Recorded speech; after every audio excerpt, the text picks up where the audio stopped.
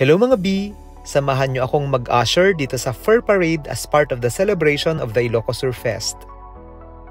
Bilang mga usher, kailangan naming tumulong na mapanatili ang orderliness ng mga iba't ibang programa at activities.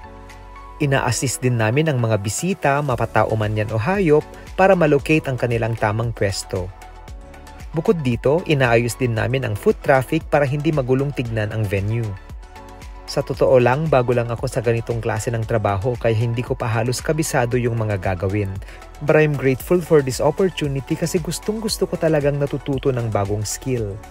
Habang hindi pa toxic yung event, naisisingit ko din ang pagkuha ng mga b-roll at video clips ng iba't ibang mga eksena sa Ilocos Sur Festival para makagawa ako ng content para sa mga friends nating hindi makakauwi para sa selebrasyong ito.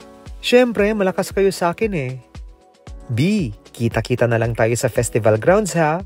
Mag-hi kayo pag nakita nyo ko when Happy Ilocos Sur Festival! Yun lang.